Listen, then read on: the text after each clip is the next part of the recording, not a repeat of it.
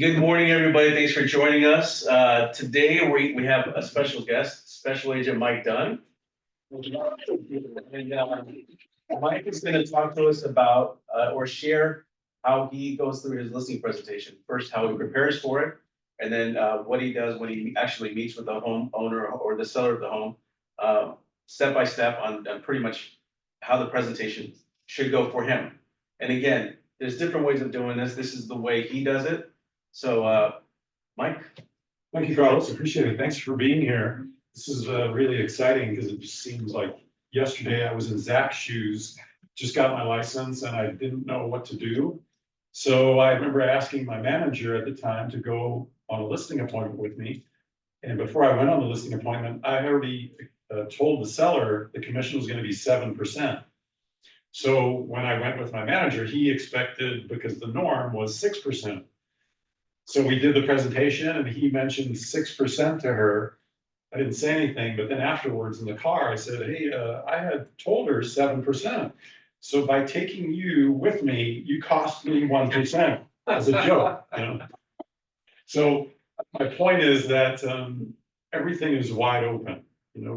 With giving your presentation, you have a lot of freedom to do whatever you think can get you the listing. But in preparation for that, you really have to know the comparables and what you have to have a really good idea of what the house is worth before you even meet with them. So what I usually do is a thorough analysis of what I think the house is worth. I'll actually drive the neighborhoods around the comparables that I'm going to use and see if there's anything unique. In Irvine especially, there's a lot, it's a melting pot of different cultures. So if a house faces a certain direction, for example, with Indians, Asian Indians, they believe in Vastu. So if the front door faces east or north, that's very good for them. So these are considerations you have to take into account when you're speaking with the owner, and also coming up with what you think the value is. Now, knowing this when you meet with them really shows the owner, wow, Zach knows something that this other agent didn't tell me about. I wonder how he knows this. So things like the front door facing a certain direction, the master bedroom facing a certain direction is important. Things like that. You have to educate yourself on that before you even go to the presentation. And then when you set up the presentation, you want to get there early, like 5 to 10 minutes early. Catch them by surprise, because they might be last minute setting up the house to make it look as good as possible, and you kind of catch them, oh, he's here already, wow, okay. So you're kind of preparing them for what may happen during the listing. There might be agents that show it early or late, but the main thing is you're there on time. So you're showing them you're diligent. Another funny story is Sonny and I have been working on this listing. And when you walk in to greet them, you're going to have a lot of energy because you're prepared, you're ready to go. So you don't want to assume anything when you walk in. So when you meet the people, you greet them. Hi, my name is Mike and Focal Banker. Nice to meet you if you haven't met them before. So Sonny and I went on a presentation a few months ago, and she already had met the husband and the wife. But when she had met the husband and the wife earlier, they looked differently. So when Sonny opened the door, she greeted the husband and said, oh, this must be your mother. He was actually his wife. At that moment, I bent down to pretend to tie my shoe, and I looked at Sonny like that.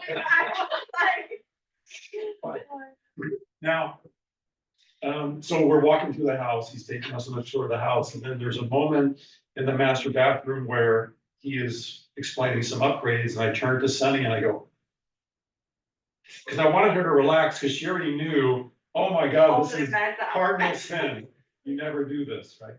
So fast forward to the end of the presentation. And then Sonny came back and mentioned something about, because the reason they're selling is the husband lost his job. So she came back and said, hey, I just want to let you know, everything's going to be okay. If you decide to sell or not, we're going to get you the best price, and don't worry, you'll get a good job, in the future. So she kind of saved herself. My point is, never assume anything. Just go in, say hello, and let them kind of give you a hint as to what they're looking for. Can I say something after this? Sure. Okay.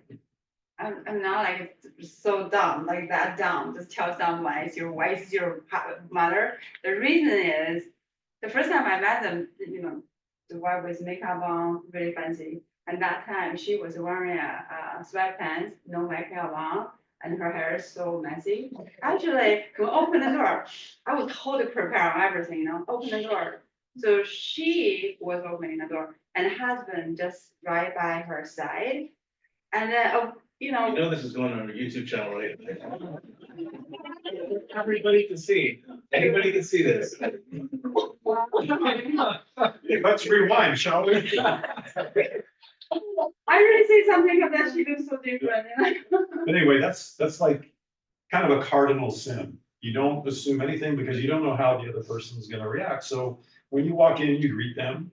And what I usually do is have them take me on a little tour of their house. Because they're usually very proud of it. They're gonna list all their upgrades. So that's good for me to know, so I can confer that to the buyers whenever I get the listing. After we take the tour and I take a mental inventory of all their upgrades, keep in mind, I already know what all the other homes upgrades are that sold. So I'm kind of, in my mind, coming up with what I think it's the true value is, because you never really know until you go inside their house. And then usually after that, I say, you know, would you like to sit down? And usually they'll offer me something to drink, and, you know. So when we sit down at the table, I ask them a few questions about why they're moving, what are their expectations. My hope is that they tell me exactly what price they want, because then I know where I have a baseline to go with. And then what usually happens is they'll ask me some questions.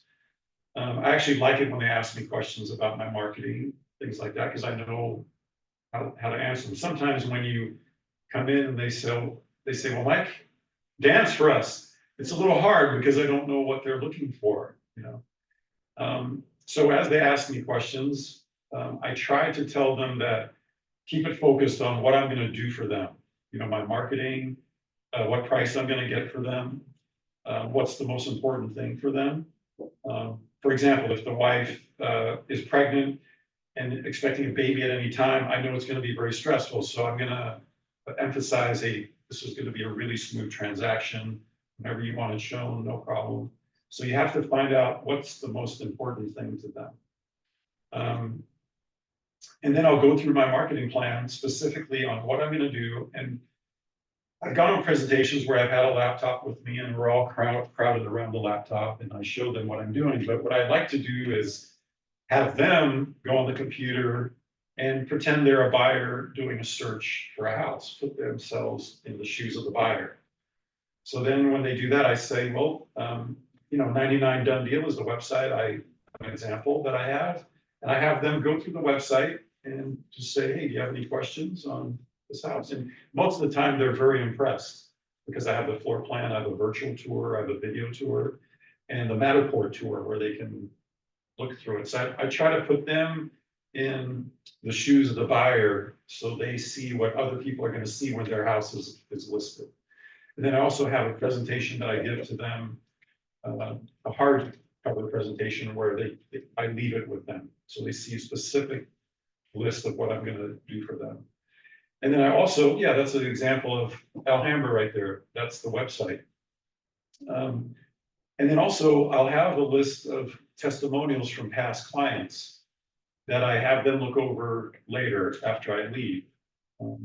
It's very important to leave that with them, to look at their own leisure. And then if I have a team, I'll show them the members of my team. But in short, that's kind of how I do it. You guys have any questions on? So you've got a number of transactions you closed, right? Thousands. So for somebody new, a website like that, that's going to be something, because everybody started somewhere, and you started also. What would you suggest out for somebody that's beginning and maybe doesn't have the history that you have. Well, you have the company history, you can use the office. Anything that's sold, I think legally, an agent can say, hey, this is what we've sold on our presentation. No, they need your permission for. Oh, yeah, yeah. So maybe that's an option. You might speak to an existing agent and say, this is an example of what the company does. That's a possibility is they give you permission to do so. Yeah, like several agents like Mark, Irma and Sunny, I've let them use a sample like that when they go on a presentation. Because this is impressive, and I think that's a great idea. Have them sit down at their own computer and act like they're a buyer. Yeah, or on their phone. The phones now it's unbelievable, the technology, as we all know. On the phone, everybody has a phone with them usually at the table. And I say, hey, just go to 99donedeal.com and let me know what you think. And I want them to pretend, hey, they're going to be in the car while they're touring houses, so they may check Zillow and see what's next. But also, here's an example too. When I went on my first presentation, I hadn't sold anything. And I was just honest with them because they asked me, how many have you sold? And I said, well, this is going to be my first transaction. So I am really, really motivated because I can't wait for my second transaction, but I need my first. So I was just honest with them. And I think people will respect that, Yeah. So couple of questions, has every listing presentation gone the same or have they changed? And also, did it go exactly how you planned it or did it change along the way? Because sometimes the flow of the listing presentation changes, right? Depending on what they bring up or maybe how you start the conversation.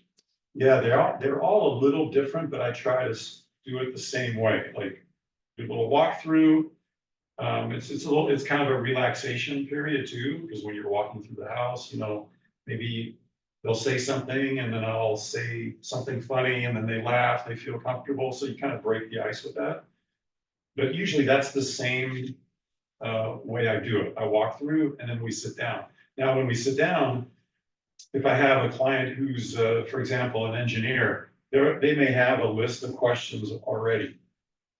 And if I notice it before they mention it, I'll say, hey, I notice you have a list of questions, fire away, I'm here to answer anything you need. And then they may go methodically through all their questions. Whereas others are more freewheeling and I can tell they're waiting for me to start it. So then I'll go through my presentation and ask them questions about like why they're selling and what's the most important thing to them. So it varies a little bit depending on the clients you have. Now, also, I'll get a call and say, Mike, we're thinking of selling. You've been around the neighborhood a long time. Can you check out our house with us and give us an idea?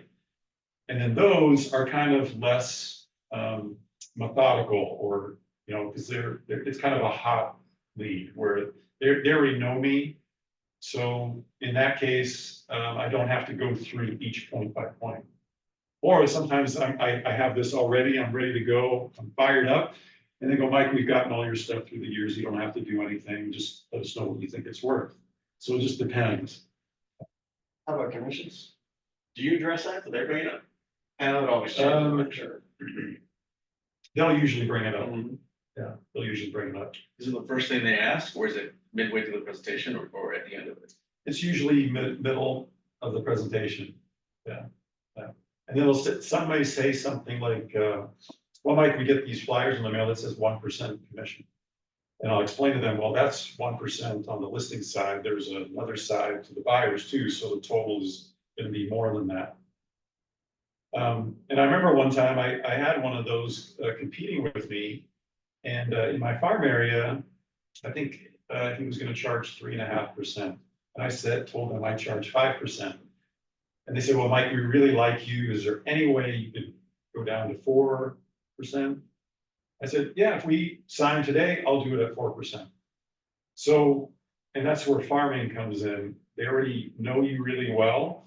So they actually were willing to pay me more than the competitor because they knew me, although less than what I was going to charge.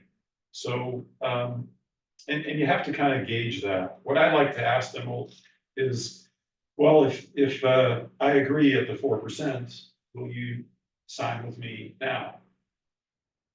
And that kind of puts pressure on them to do the deal now. Because what you don't want to do is, I don't like this, is walking out without signatures. They'll say, oh, well, send me the e-signature and I'll sign it later. Well, if it's a day later, you never know. There could be 5 other agents that have knocked on the door. So I always bring a listing agreement with me every appointment. I think a mistake that some agents make, and I think everyone's made this mistake, is like overloading your brain with information and showing up to the listing appointment and just trying to show how knowledgeable you are instead of listening to what they want. So you're there just trying to impress them with all these things when all they wanted was to tell you, you know, oh, this is where my kids grew up and, you know, we're sad to see it go, and just sitting there listening to them, right? Because sometimes that's all it takes, listening to a conversation, something that they want to discuss, and then making them feel comfortable with it. How important is that? Just Exactly, that's a really good point. That's what I was mentioning earlier is sometimes I have this plan, okay, I'm gonna do this and this, I'm ready to go. And then they say something that throws you off. So when you walk in, you just have to kind of gauge how it's gonna go. The other thing that's really important, because, you know, when you mention, hey, this is how many transactions I've done, you know, you can kind of appear detached or like a robot. I'm just a sales guy. So what I like to do is when I go through the comparables with them, I already have researched who the owner was. And I try to remember that as I go through. So instead of saying 123 Main Street sold for 2 million, I'll say, you know, the Joneses down the street, they sold their house for 2 million. And they'll say, oh, the Joneses, yeah, we knew them. They're a lovely family. And I'll say, yeah, they're a great family.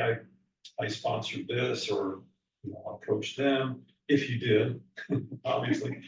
But it lends a personal touch to it, like, wow, Zach really knows the neighborhood. He knows the Joneses. Wow, that's interesting. Instead of saying the address, it's a number. You're kind of humanizing it for them. That's a great point. Yeah, and then you say also, yeah, you know, the Joneses were playing a baseball with the Smiths down there. And I remember one day I was putting my signs up and the kid asked me if he could help me. And I said, well, you know, you're a little young and this and that. So it kind of gives them a feel like, wow, Mike's kind of in tune with the neighborhood. He's the person. Yeah, exactly. Yeah. So if you can do that, it's great. You know, you have to remember that when you're going through. Now you can put a little note that say Jones Smith next to the listing as you go through it with them. By the way, that reminds me, on the comparables, I always give each party a copy of them and then I have my own. So when I'm looking at mine, I know exactly which one I'm talking about. Do you preview the properties that are on the market in the neighborhood that would be their competition? Yeah, if I can do that, you always want to preview. You want to know exactly what they have. Also, this is also really important. I used to be a construction worker, so I look at things not necessarily the way they are, but the way they could be. A lot of buyers, you know, come in, especially Chinese, they like it brand new or they don't have to do anything. But if you can convey to the seller that, hey, I know all the floor plans and I know the different options.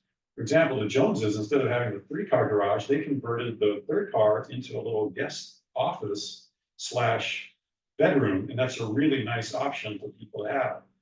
So it tells them, wow, Mike is really kind of looking at things the way a buyer might want to change something. Because buyers will look at something and say, oh, this isn't really upgraded. We've got to spend $100,000 to upgrade this. But if the house is located in a really nice area, you can tell them, hey, this is totally worth it. Buy it and then do the upgrades later instead of wanting something that's already done. So what about your marketing plan?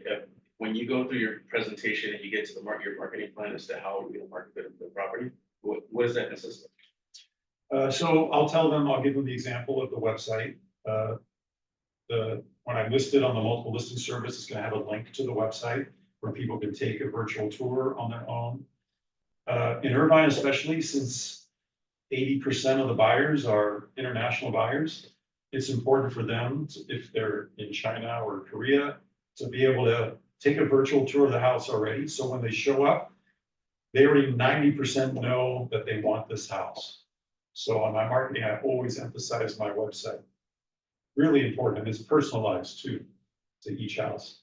And then I'll go through the process of once we sign the agreement, what the schedule is. So I'm gonna schedule my photographer to come over, do the virtual tour, and then specific dates of when things get mailed out. Now I tell them, once it goes on the MLS, nowadays, it's pretty much out there for the whole world to see. So I want to make sure everything is perfect the way you want it. And this is important to acknowledge with them because they'll have baby pictures or personal pictures everywhere. And some are very cognizant about their privacy. So you want to tell them, hey, I think maybe we should take some of these down. And if this is going to go on the internet, so do you want me to blur some faces out in advance? So you're showing them you're concerned about them as well. While at the same time telling them, hey, everybody in the world's going to see your house. So you're kind of showing them, I'm going to expose this to the world to see, so we get the most offers possible. Yeah, a lot of times you have home stage. When you have that discussion, you have it during the time you're having listing presentation, or is it set suddenly at the home? Yeah, so that's a good question. Some people will tell me, well, Mike, we're planning to move out before we put it on the market. So we're gonna rent something or we have it lined up. Then what I'll tell them is I'll say, depending on how the commission argument or discussion goes, I'll tell them, well, listen, I'll pay for the staging. Don't worry about that. Just let them know your schedule. Because a staged house looks warmer instead of a house on the internet with no furniture. Now, sometimes they will pay for the staging, but most of the time I use that as a way to get the listing. I'll pay for it. Now, you just have to do the math on that. Staging, obviously, like everything else, has gone up. But if they give you a long enough listing period where you know for sure you're going to be able to sell it, I would pay for the staging, because you can use that to market for your next listing. Also, I really encourage taking before and after photos, because you can use that in your marketing. If you're a farming agent, you can tell them, hey, this is the way it was before Zach got the listing, and after Zach got the listing, this is what it looked like. So yeah, something to consider, I think, that when you're competing. Often, my guess is you're not the only agent they speak to, so we've got somebody like Ken who's willing to pick up that expensive staging. Yeah, now also regarding the staging too, I had a listing where the commission was, we had agreed at 4%. And the seller was convinced by all the other agents she spoke to that we need to stage it. So I got some estimates on staging, and they were really high, like twice the amount it normally would be. So then I talked to a couple stages, and I said, and we walked through, and I said, what do you think? Should we stage this, or should we just paint it? Because the paint color was a little dark. And the two of the three stagers said, you should just paint it. They were just being honest with me. So I paid to paint it, which was less than the staging. The seller, at first felt, oh, most people stage it. But eventually she said, yeah, after it was painted, she goes, wow, it looks a lot nicer. So you can use that money any which way you feel is best. Now, a lot of people, when they walk in, it's the first impression. A lot of buyers want a really light and bright house. So sometimes the staging may take away from that, and then you just paint it Swiss coffee, and that makes up for it. So you just have to gauge that as you walk through. What about communication? Do you discuss that during the listing presentation on how you're going to communicate with them throughout the listing process, or what your expectations are of them, since they know what to expect from you?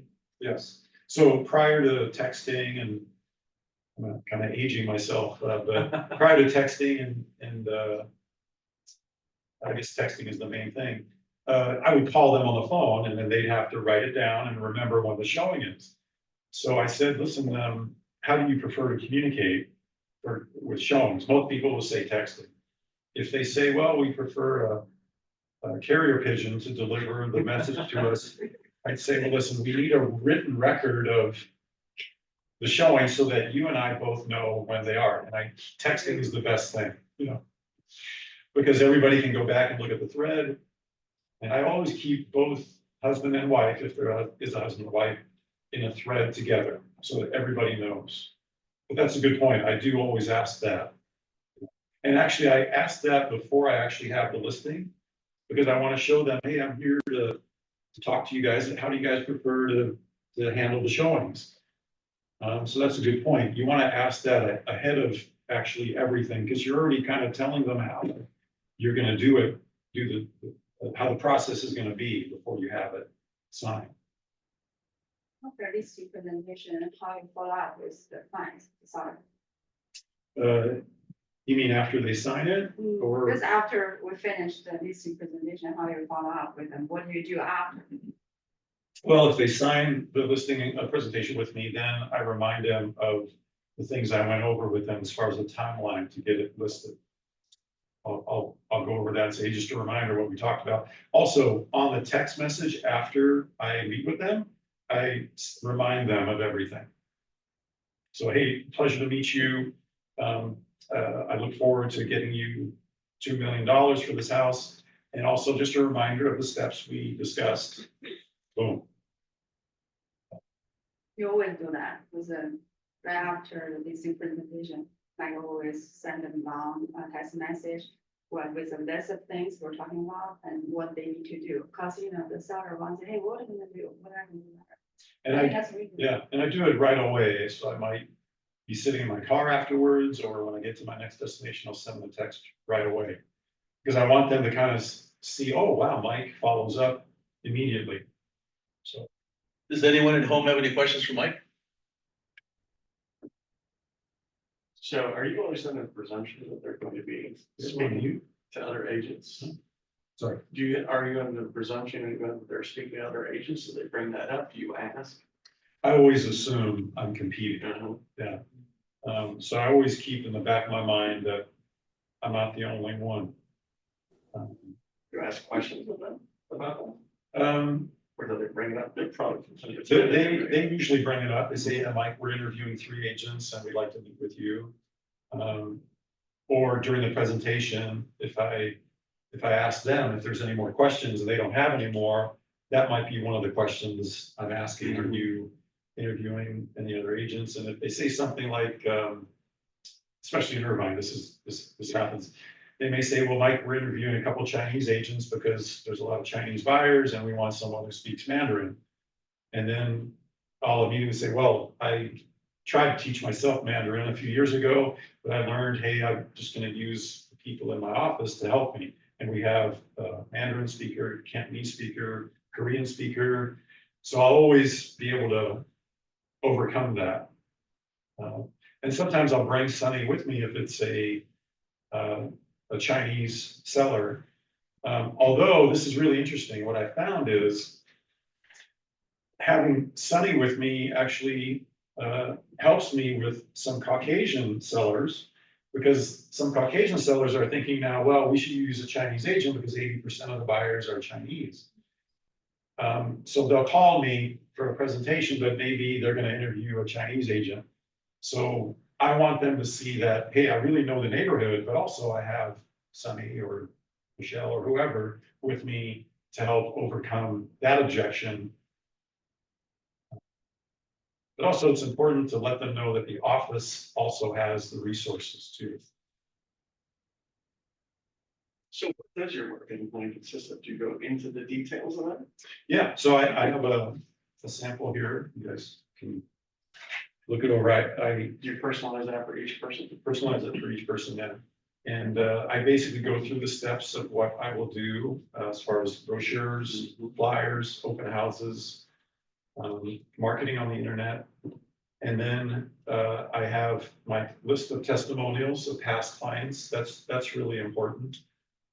But yeah, I go step by step, depending on how they interact with me. If I see them like moving around and they're doing this or they're checking their phone, I know I'm boring them. So then I just go right to, hey, I have a website that covers everything. Just go to this website and let me know what you think. If you're a buyer, what do you think? And 99% of the time they say, wow, Mike, if I'm a buyer, this basically covers everything. And then I'll tell them, it doesn't cover everything that I know about your neighborhood. And when they call me, I'm gonna be able to convey that to them. For example, there's community has a harvest festival every year. A lot of families come together. I can tell that to the buyer that that's what separates our neighborhood from the newer neighborhoods. I can tell them about the elementary school, all the programs they have. And those are things that are really important for you to express to the seller, that you know the actual inner workings of the neighborhood. Now, you can't know everything. But if you have 90% of everything covered, right, what their house value is really worth and what your marketing plan is gonna be, and you feel really good about that, you're gonna do well. The most important thing is to listen to them. Like I said earlier, I might have a list of what I'm gonna go through on my presentation. But if they say something and you ignore it, and that could be the most important thing to them. So you really want to be a good listener and be flexible to go off to answer that question they have, and then get back to what you need to talk about with them. So you got marketing plan, which is in a sense standardized, right? And then you go in with the comps and you actually just print out the information. It's not the found area, right? Anything like that. You're not having them sit in front of a computer boring them with the data. No. You're actually having a discussion. You're giving them this information for the comparables, so on and so forth. And then things about the area that are interest to buyers, you may bring up during the discussion. So you know your farm area exceptionally well, you know the schools, but for anyone that doesn't know an area, that's part of your studying. You could be spending hours preparing for a listing presentation. You should know the schools, for elementaries, middle school, high school, so on and so forth. The HOA dues, all the benefits. So that's if the homework, I think in advance sounds exceptionally critical when you're doing those presentations. Yeah, now when you're a new agent, you're gonna be prospecting, you might get a listing, in Corona or Long Beach. And when I first started, I would take a listing wherever it was, because I didn't have anything else. So what I would love to do is maybe set up a time to meet with them a day or two later. And it's funny, I think in the back of my mind, when I first started, I almost felt like Superman. You know how Superman would run into the phone booth, change immediately? So I'd get off the phone with somebody in Corona, and I know my schedule, and I'd set it up, and then I'd immediately get in my car and go drive the area that the presentation is gonna be around. I may not be able to get into the house that's sold, but just get a feel for the area, see where all the schools are in relation to everything. Kind of, I thought of it in my mind as a special mission that James Bond would accept. He's got to go do his recon and everything. So it makes it fun in a sense. And you'd be surprised, in a couple hours, you can get a real good feel for the neighborhood. Especially if you go when school is starting or school is getting out, you get to see the dynamic is. So give yourself a day or two to prepare if it's in an area that you don't know. That's important. So that when you're sitting at the table with them and they say, hey, Zach, we have neighbors that used to live right next to the AM PM there, and it was so convenient. We could go in at night and get a case of beer or whatever. And then you can say, oh yeah, it's really close. And the other day I was there and I met this nice guy who lives right next door to you. You never know what'll happen, but you'll know what they're talking about.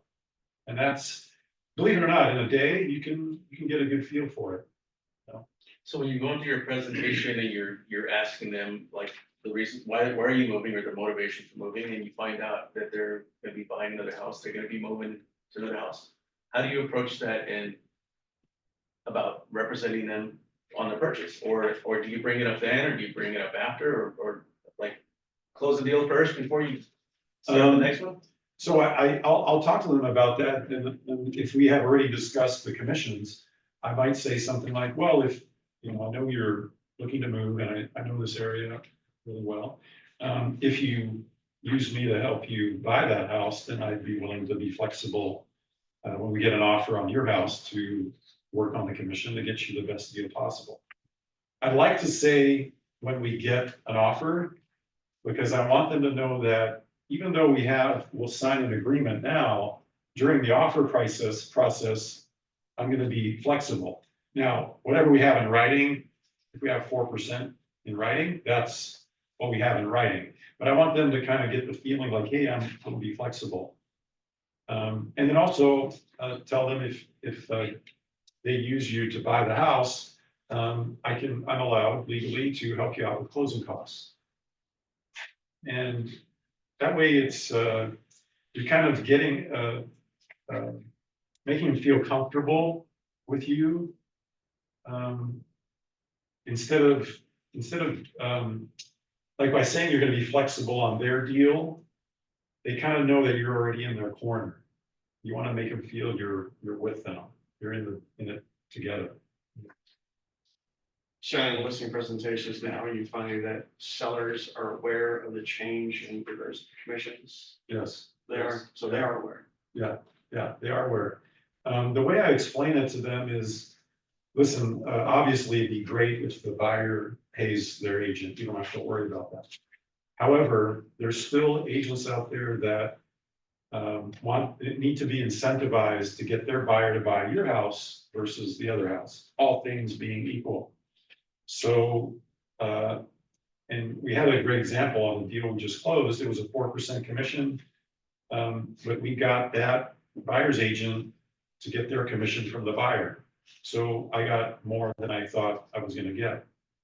So, but yeah, and people understand that. They understand that incentive is what drives sales. You know? So,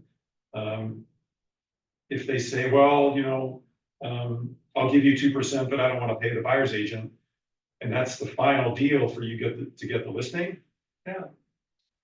Tell them, okay, we'll do it. But overall, you want to try to explain to them, hey, even though the law has technically changed, there's a lot of things in the world that are legal to do, but sometimes you don't have to do them. Let's try to get you the highest price. And put yourself in the buyer's shoes. If you're a buyer, you're already paying a really exorbitant price for real estate. On top of that, would you want to pay $40,000 to buy the house? So put yourself in the buyer's shoes and try to get them to buy your house out of all the other ones. That's the So it's really not an issue. Doesn't seem to be. Right? no, That's the impression I'm getting too. Right? yeah, yeah. It depends on the client. On a lot of listings that I had signed before the August 13th deadline, a couple clients wanted to cancel the listing and then relist it. I said, no, don't worry about it. You'll make it up on the other end when you buy something. Don't worry. Mark, hello. Yes. I have two questions. You mentioned that one of the client, for instance, is a 4% and you help the buyer agent, right? Would you please go more in detail for that? Just like, Oh, the seller did not want to pay the buyer's agent. So I told the agent, listen, I can't do anything for you because the seller doesn't want to pay you. So the buyer's agent got the seller to pay her commission. The buyer. The buyer's agent got the buyer to pay her commission. right, but in the beginning, you agree with your seller with 4%? Yeah, so the seller wanted me to reduce my commission to put the deal together. So what happened was, instead of 4%, I got 2.5%, but originally I would have gotten 2%. So I did get more than I would have, but in negotiating, the seller wanted me to reduce mine. So the 4% became 2.5%. I see. And another thing you mentioned is just helping them with the closing for their new house. Up to what amount? Because sometimes the closing, when you telling them, they think they don't have to pay anything for a closing in a house. And then After that, other expenses would occur. So, are you telling them what you are paying for when it comes to closing? I initially tell them I'll help them with their closing costs, and I just leave it general. And then I tell them, listen, let's not get too far ahead of ourselves. Let's get your house sold first. So I just plant the seed in their mind that I'm gonna help them when they buy a house. But I don't give a specific number. Okay, so just helping them, it could be $2,000, could be 3,000, right? Yes, yeah. I It- see. But in general, I'm just planting the seed that I'm gonna help them. I see. Thank you. Yeah, you always want to be careful not to give a specific number on something. Keep it general. Yeah, I have a question about the price. So when you are, meet with the seller during like this presentation, and then you do all your counts and then look at all the like, sales like records recently, and then you say, okay, based on my kind of understanding of market, so your house is like $1.5 million. But actually the seller, probably has some like emotion about his house, and then he know, okay, I did this upgrade, and which, I probably paid a lot, and then he's insisting like, okay, I want to sell like at least like 1.8 or 1.9.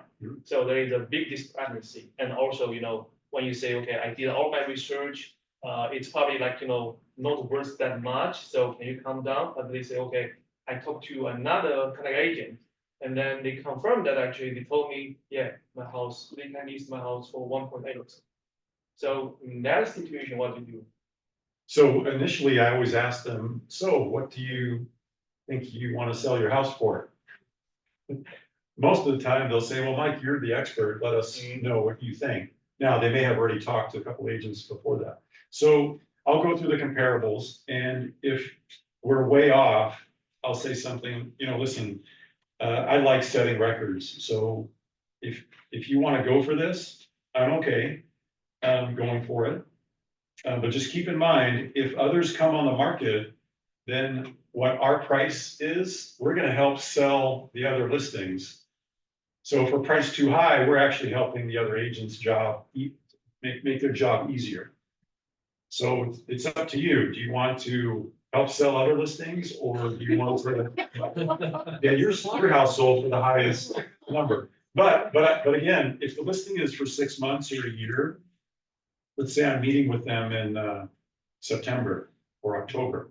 If I get a 6-month listing, that means I have till March, usually when the market picks up. So you just have to weigh it. If it's too high now, maybe in the spring, the market will catch up to it. So you just have to kind of determine that decision. But in general, I would just plant that seed with them. Well, listen, if we're too high, we're going to help sell your neighbor's houses first.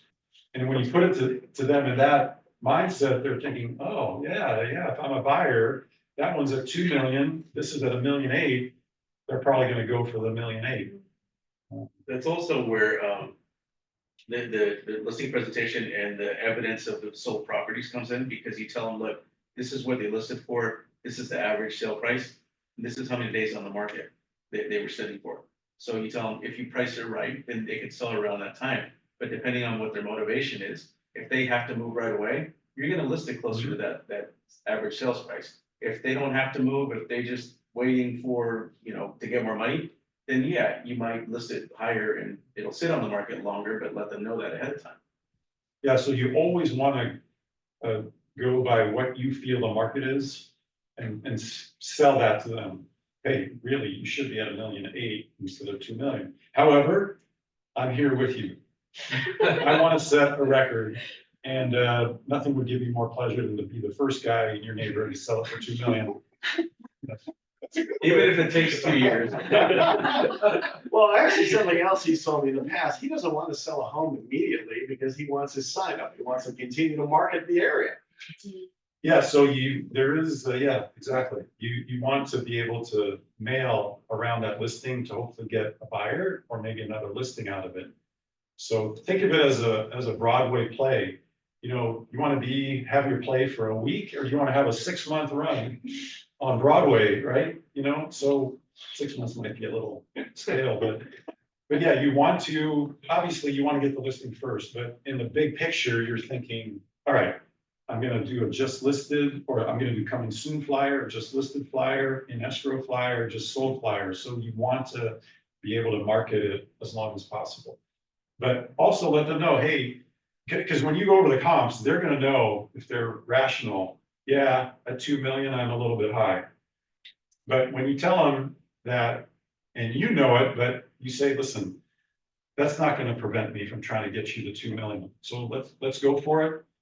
After a month, if we don't get any offers, we can adjust it, but I'm here with you. Let's do it. Yeah.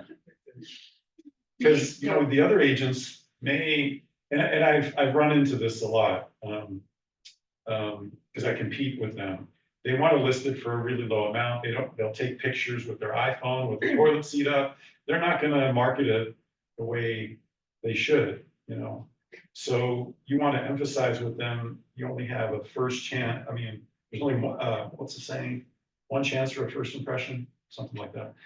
So you want to show them, hey, you know, I'm gonna try to get you your price through all these marketing samples that I do.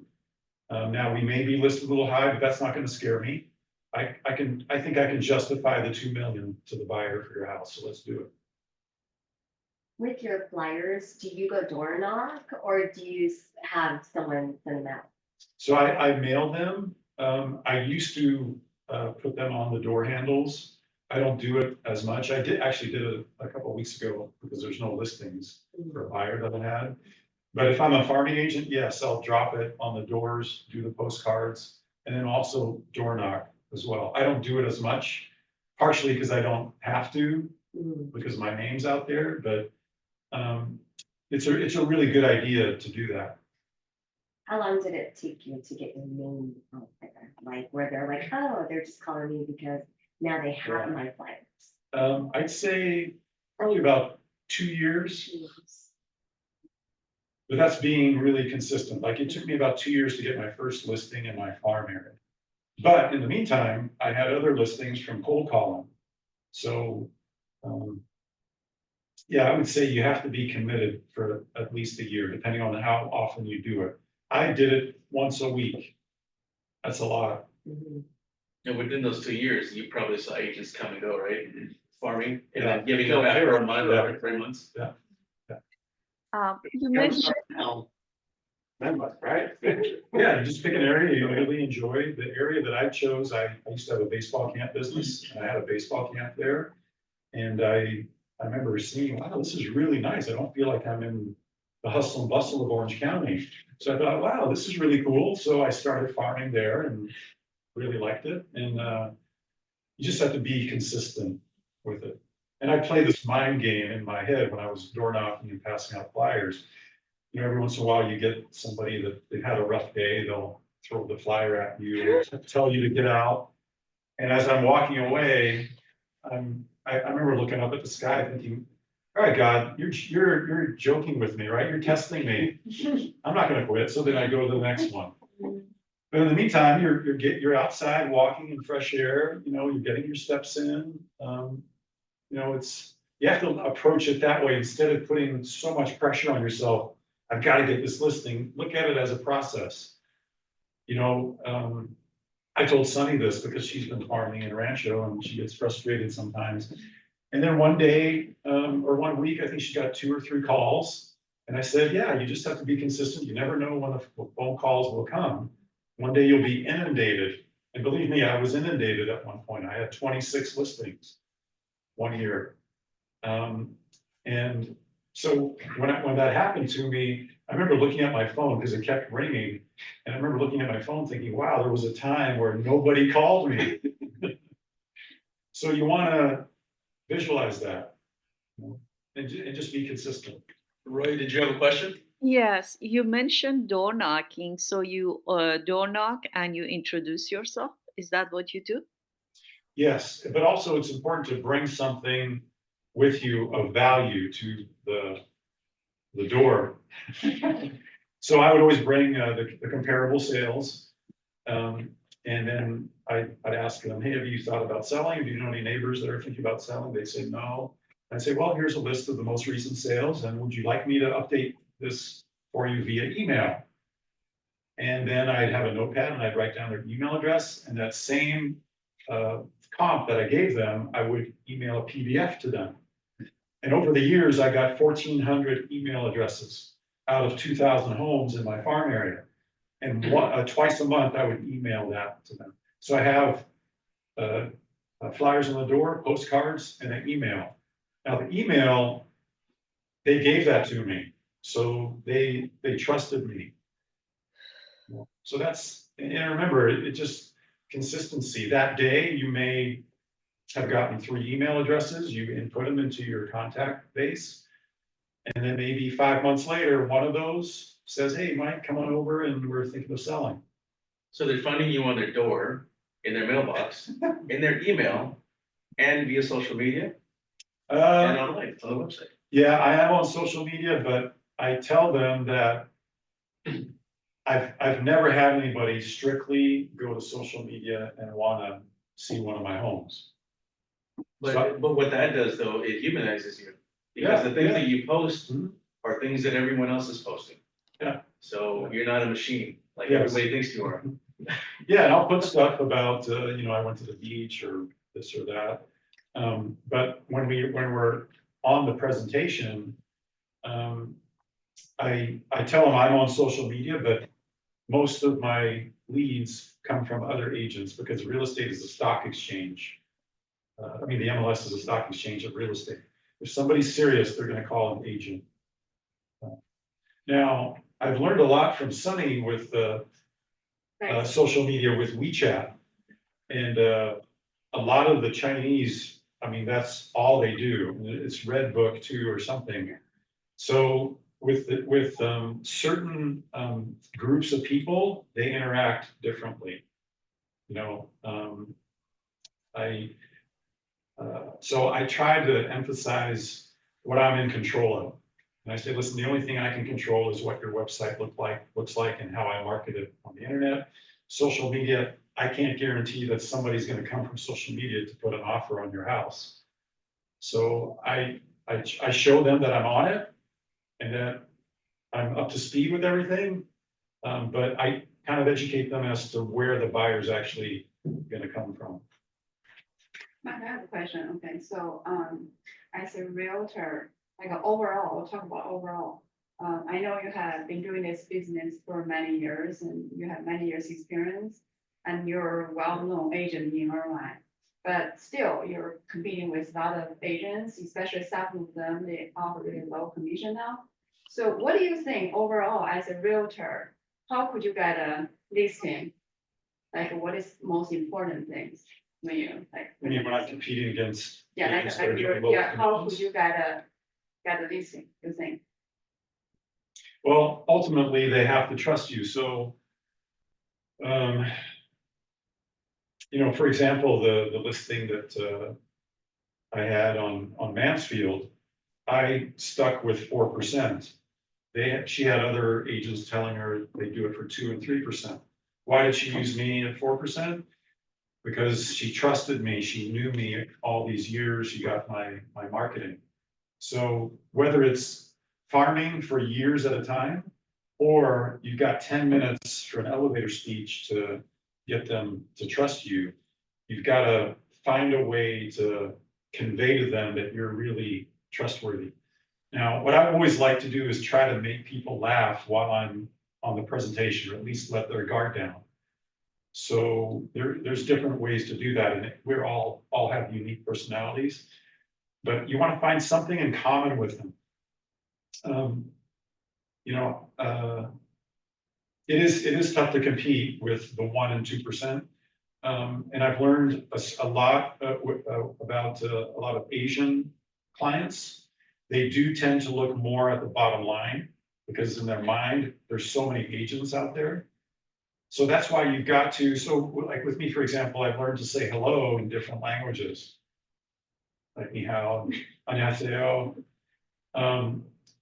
So when you greet them that way, it kind of shows them, oh, wow, Mike is kind of sort of showing respect to us in a way, you know? Even though they're in the United States, I'm trying to be like an ambassador to show them that, hey, you know, I'm learning about your culture too, you know?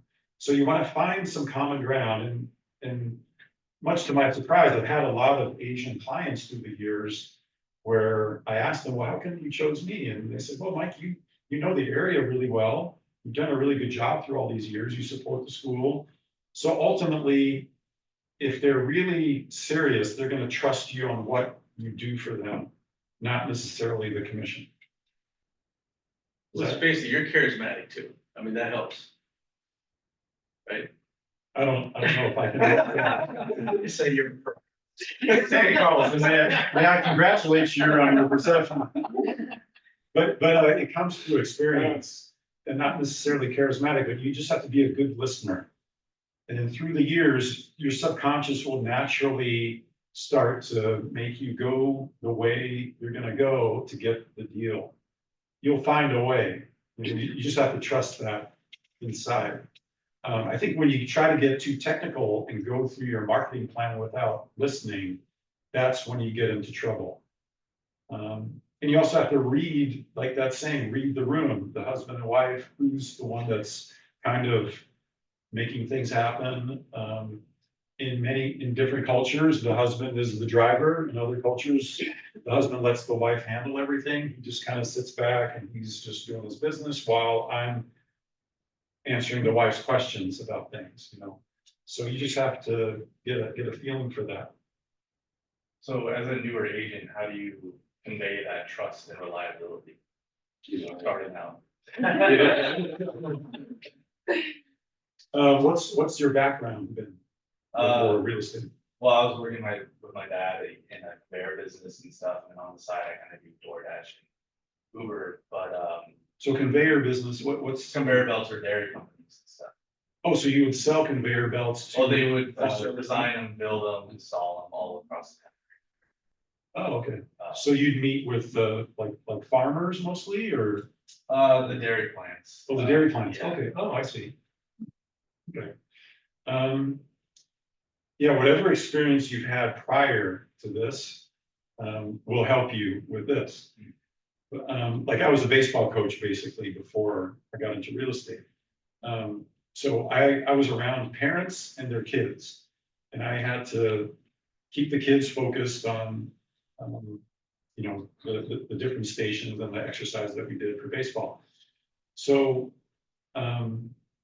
with the business you're in before, there's something that you probably have in common, like either discipline, or the dairy plants might have been talking to you about commissions maybe, or something, or how you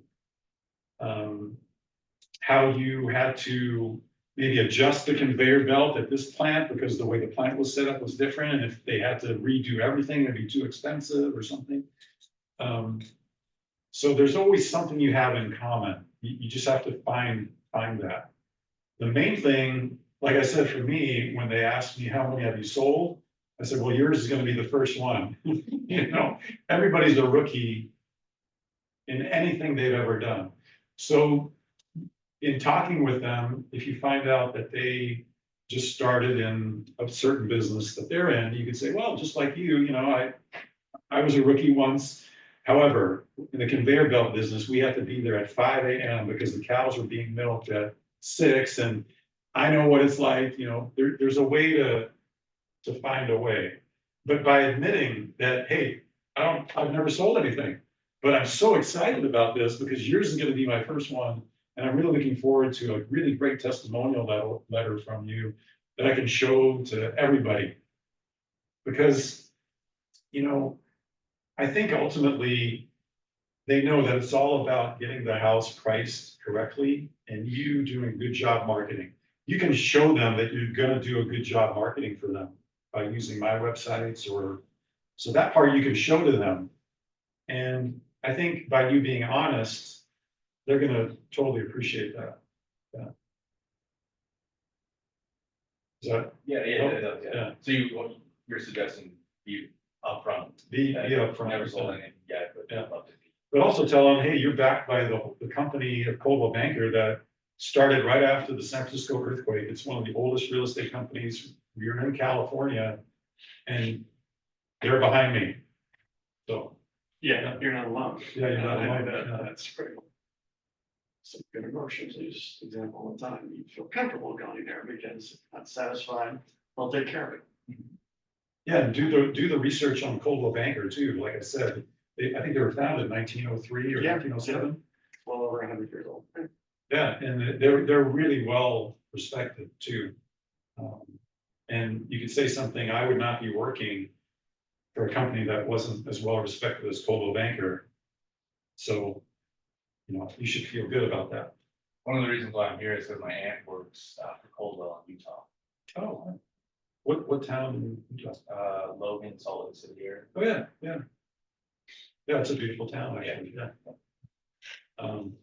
So yeah, I just be honest, and you can do it with a laugh.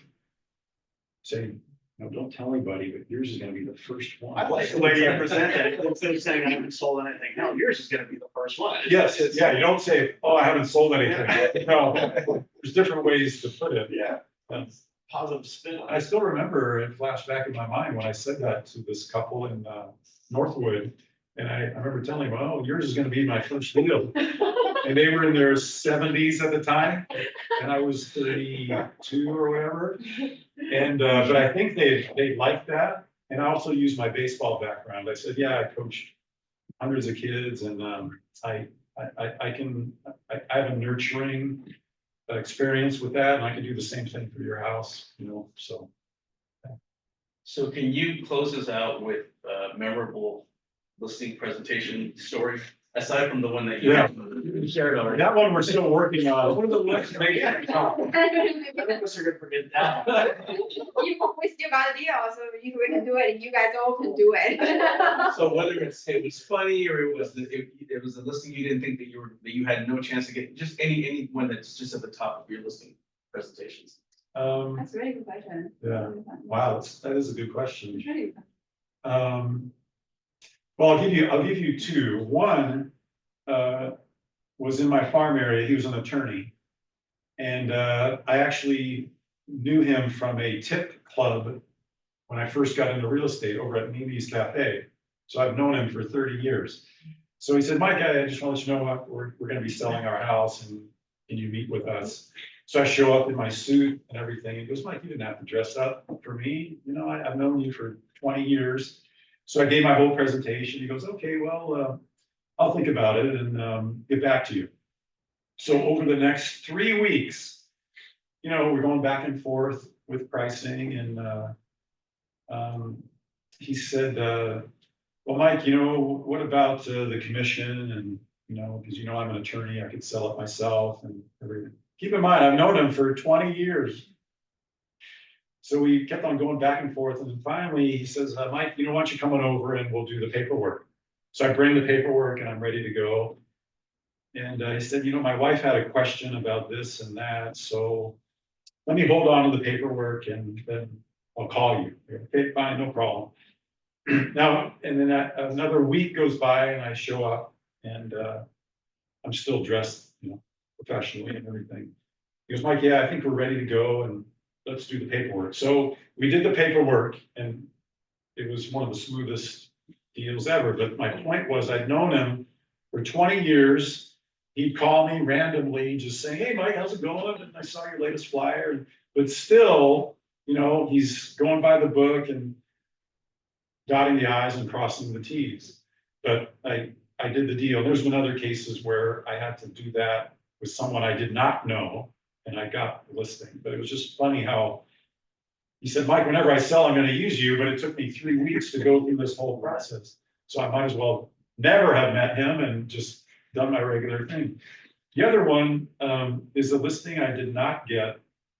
It was in Pelican Crest in Newport Coast.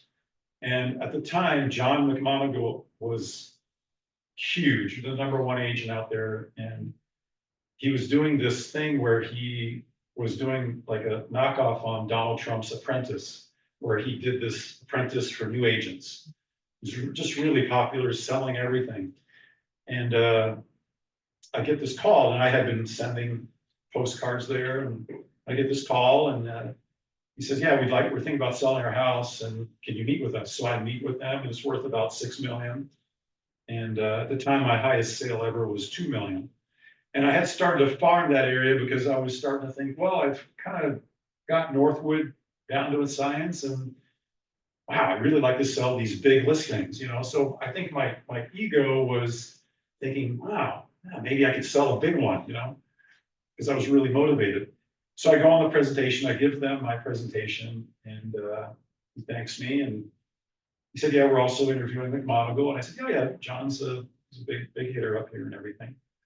So a week goes by and I follow up with them and he calls me back. He goes, hey, Mike, I really love your presentation, but John's been here for a while and we decided to go with him. And I said, well, have you signed the agreement? He said, yeah, we've signed the agreement. He goes, but you did a really good job and, thank you for coming by. And, at that time, my mindset was Northwood, which is family neighborhood, it's, you get condos and things. But my mind wasn't in this high-end area. I looked at it as, wow, this is kind of cool.